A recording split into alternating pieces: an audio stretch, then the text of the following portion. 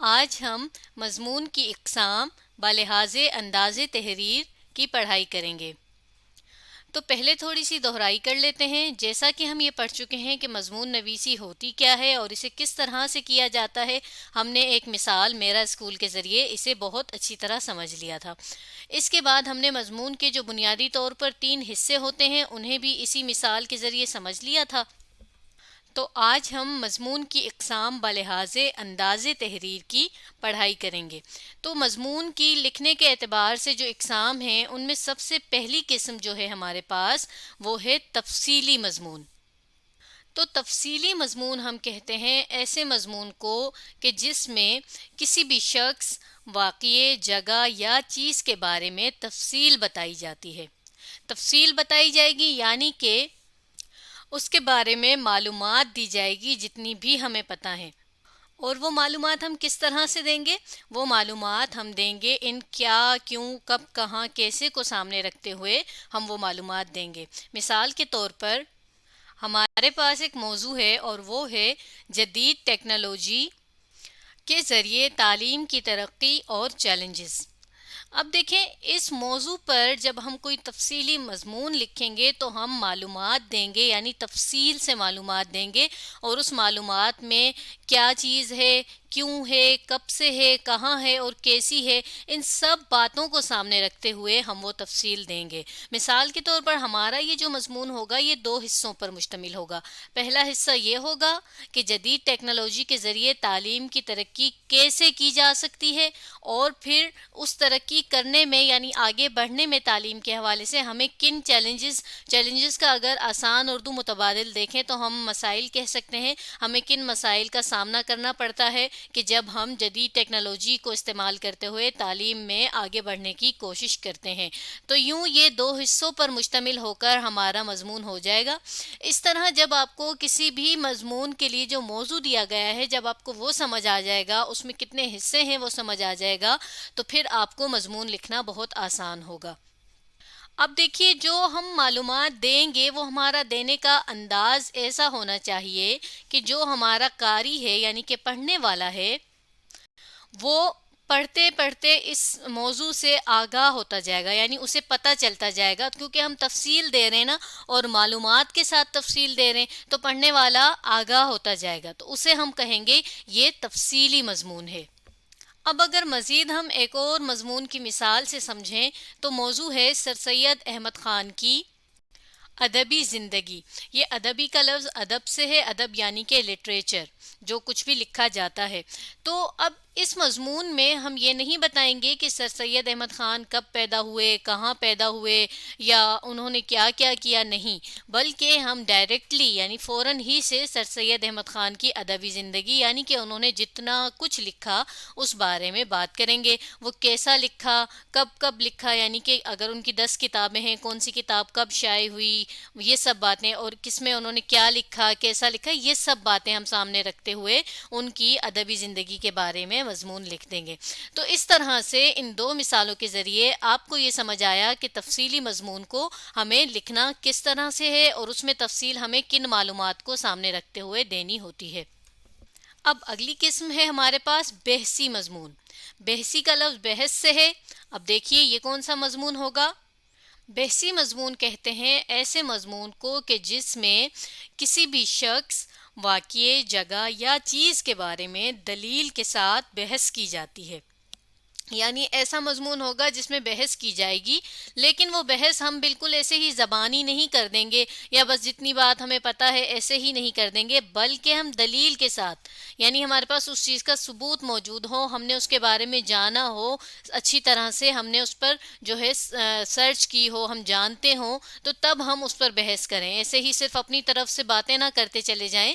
تو بحث کا مطلب یہ ہے کہ اپنی ایسی معلومات سے بحث کرنا کہ جس کے بارے میں ہم نے بہت اچھی طرح سے دلیل سے، ثبوت سے پتہ لگایا ہو۔ اب مثال کے طور پر اس کو بھی ہم ایک موضوع سے سمجھتے ہیں۔ موضوع ہے موسمیاتی تبدیلیوں کے اثرات۔ اب اس موضوع میں دیکھیے میں یہ بتاؤں گی کہ موسمیاتی تبدیلی کے اثرات کیسے پڑھتے ہیں، یعنی وہ مضر اثرات ہوتے ہیں یعنی نقصان دینے والے ہوتے ہیں اور نقصان دینے والے نہیں ہوتے. ان دونوں باتوں پر میں بحث کروں گی. اور بحث کیسے کروں گی؟ دلیل کے ساتھ کروں گی، بتاؤں گی موسمیاتی تبدیلیوں کے اثرات جو ہے وہ کیسے کیسے ہیں، یعنی بیماریاں پھیلتی ہیں اور اسی طرح صحت پر برے اثرات پڑتے ہیں، لوگوں کے کام کرنے میں رکاوٹیں آ جاتی ہیں. یہ سب باتیں میں کروں گی لیکن دلیل کے ساتھ. اور اس کے علاوہ میں دوسری بات بھی کروں گی کہ اثرات نہیں بھی ہوتے، وہ نہیں جو نہیں ہوتے وہ بھی میں بات کروں گی. اس میں دونوں باتیں کروں گی، لیکن یہ دونوں باتیں میں اس طرح سے کروں گی کہ میں کس چیز کے حق میں ہوں وہ نہیں پتہ چل پائے گا. یعنی کیا میں اس بات کے حق میں ہوں کہ موسمیاتی تبدیلیوں کے اثرات ہوتے ہیں اور بہت زیادہ نقصان دہ ہوتے ہیں، یا میں اس بات کے حق میں ہوں کہ بھئی موسمیاتی تبدیلیوں کے اثرات ہوتے تو ہیں مگر اتنے زیادہ نہیں ہوتے یا اتنے زیادہ نقصان دہ نہیں ہوتے. تو بحثی مضمون میں سب سے جو اہم چیز ہے وہ یہ کہ میں بحث تو کروں گی، دلیل کے ساتھ کروں گی، اور ان 5 کیا، کیوں، کب، کہاں، کیسے کو سامنے رکھتے ہوئے میں بحث کروں گی. مگر وہ بحث ایسی ہوگی کہ پڑھنے والے کو یہ نہ پتہ چلے کہ میں کس چیز کا ساتھ دے رہی ہوں. ٹھیک ہے؟ تو جب بھی کوئی بحثی مضمون ہوگا اس میں آپ نے اس بات کا خیال رکھنا ہے کہ آپ کو دلیل تو دینی ہے، بحث بھی کرنی ہے، مگر اس بحث سے، اس دلیل سے یہ نہ ثابت ہو رہا ہو کہ آپ کس چیز کے ساتھ ہیں، آپ کس چیز کے حق میں بات کر رہے ہیں. تو اسے ہم کہیں گے بحثی مضمون. اس کے علاوہ ایک بات یہ بھی یاد رکھیے کہ بحثی مضمون میں اکثر موضوعات میں آپ کو سوالیہ نشان بھی مل سکتا ہے. جیسا کہ یہی اگر ہم تبدیل کریں تو یوں ہو سکتا ہے کہ موسمیاتی تبدیلیوں کے اثرات کیا ہیں کر کے آگے سوالیہ آ گیا، یا پھر کیسے ہیں. تو سوالیہ کا آگے اگر علامت ہوگی تب بھی آپ سمجھ جائیے گا کہ یہ بھی بحثی مضمون ہے، کیونکہ اس میں ہم سے ایک سوال کیا جا رہا ہے جس پر ہم بات کریں گے دلیل کے ساتھ اور حق میں ہونے نہ ہونے کا پتہ نہیں لگنے دیں گے. اب تیسری قسم ہے ہمارے پاس مدلل. پڑھیے اسے، مدلل. اب مدلل مضمون کیسا ہوگا؟ مدلل کا لفظ دلیل سے ہے، اور ہم مدلل مضمون کہتے ہیں ایسے مضمون کو کہ جس میں کسی بھی شخص، واقعے، جگہ یا چیز کے بارے میں دلیل کے ساتھ بحث کی جاتی ہے. اب آپ یہ سوچیں گے کہ ابھی ہم نے بحثی مضمون میں بھی یہی بات پڑھی ہے کہ کسی بھی شخص، واقعے، جگہ یا چیز کے بارے میں ہم دلیل کے ساتھ بحث کرتے ہیں، تو یہ تو بحثی مضمون ہے. تو مدلل مضمون کو بھی ہم یہی تعریف سے کیوں سمجھ رہے ہیں؟ کیونکہ دیکھیے اس کو اگر ہم آگے مزید سمجھیں تو اس میں اور بحثی مضمون میں بنیادی فرق یہ ہے کہ اس میں ہم پڑھنے والے کو قائل کر کے ہی دم لیتے ہیں کہ جو ہم کہہ رہے ہیں وہی ٹھیک ہے. ہم ایسی دلیلیں دیں گے، ایسی باتیں کریں گے کہ جس سے پڑھنے والا اس بات سے راضی ہو جائے کہ ہاں ایسا ہی ہے. مثال کے طور پر ایک موضوع ہے ہمارے پاس، کیا جانوروں کو چڑیا گھر میں رکھا جانا چاہیے؟ اب دیکھیے یہاں بھی سوالیہ کی علامت ہے، تو مدلل مضمون میں بھی سوالیہ کی علامت والے جو ہے موضوعات ہو سکتے ہیں، اور اسی طرح بحثی میں بھی ہو سکتے ہیں، نہیں بھی ہو سکتے اور ہو بھی سکتے ہیں. یعنی لازمی نہیں ہے کہ بحثی میں سوالیہ ہوگا تو تبھی ہم کہیں گے کہ یہ بحثی مضمون ہے. سوالیہ کے علاوہ بھی ہو سکتا ہے لیکن سوالیہ کے ساتھ بھی، اور اسی طرح مدلل میں بھی یہی بات ہے. تو ان دونوں میں بنیادی فرق اب آپ کو کیا پتہ چلا کہ اس میں بالکل ہم نے قائل کر کے جو ہے قاری کو دم لینا ہے کہ بھئی ہاں ایسا ہی ہے. مثال کے طور پر مدلل مضمون میں جو دلیلیں دوں گی، جو بات کروں گی، وہ بحث جتنی ہوگی میری وہ ہوگی تو بالکل ان 5 یعنی کیا، کیوں، کب، کہاں، کیسے کو سامنے رکھتے ہوئے ہوگی.